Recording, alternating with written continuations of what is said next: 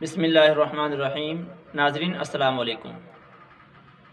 حضرت عبداللہ بن سلام رضی اللہ تعالیٰ عنہ فرماتے ہیں کہ جب نبی کریم صلی اللہ علیہ وسلم مکہ سے مدینہ ہجرت کر کے آئے تو عبداللہ بن سلام رضی اللہ تعالیٰ عنہ چونکہ یہود کے بہت بڑے عالم تھے، تورات کے عالم تھے، تو اس لیے فرماتے ہیں کہ میں نے تورات میں آپ صلی اللہ علیہ وسلم کے بارے میں جو پڑھا تھا تو میں اس کو دیکھنے کے لیے آپ صلی اللہ علیہ وسلم کی زندگی دیکھنے کے لیے وہ گیا۔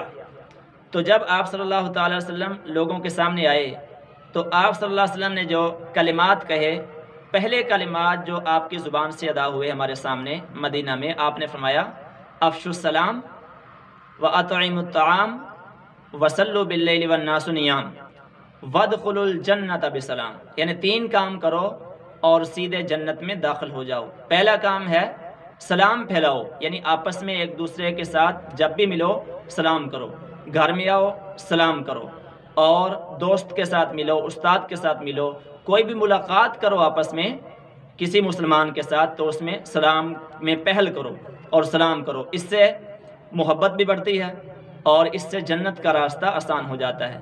دوسرا آپ نے یہ فرمایا وَأَطْعِمُوا الطَّعَامَ، اور کھانا کھلاؤ۔ چنانچہ جس کا دسترخوان بڑا ہوتا ہے، جتنا وسیع ہوتا ہے دسترخوان، اتنا ہی لوگوں کے دلوں کے اندر اس کی محبت ہوتی ہے۔ اور تیسرا کام فرمایا وَصَلُّوا بِاللَّيْلِ وَالنَّاسُ نِيَامٌ، اور رات کو جب لوگ سو رہے ہوں اس وقت نماز پڑھو۔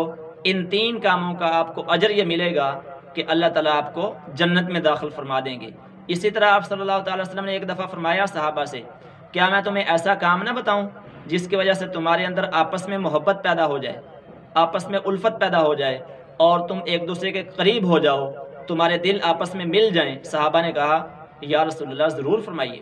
تو آپ نے فرمایا 2 لفظ فرمایا افشوا السلام واطعموا الطعام، یعنی آپس میں جب ایک دوسرے سے ملو تو اس وقت سلام کرو۔ افشو کا معنی پھیلاؤ، یعنی سلام کو پھیلاؤ، سلام کو عام کرو۔ اور دوسرا فرمایا واطعموا الطعام، اور کھانا کھلاؤ، مطلب یہ کہ بھائیوں کو کھانا کھلائیں، معاشرے میں جو ضرورت مند ہیں ان کو کھانا کھلایا جائے۔ تو اور دوسرا کہ ہدیہ کیا جائے، تحفہ دیا جائے۔ یہ بھی آپ صلی اللہ علیہ وسلم نے فرمایا تحادوا تحابوا، یعنی ایک دوسرے کو باہم تحفے دو، باہم ہدیہ دو، اس سے تمہارے اندر آپس میں محبت پھیلے گی۔ نبی پاک صلی اللہ تعالیٰ علیہ وسلم کی یہ سنت بھی ہے، اور تحفہ دینا جو ہے اس سے محبت بھی پھیلتی ہے۔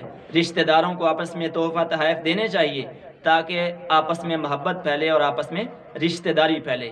اکرام کے ذریعے سے آپس کے اندر محبت پھیلتی ہے، اور جب محبت آ جاتی ہے ان دلوں کے اندر تو پھر دین پھیلانا اور دین کو آگے بڑھانا بھی آسان ہو جاتا ہے۔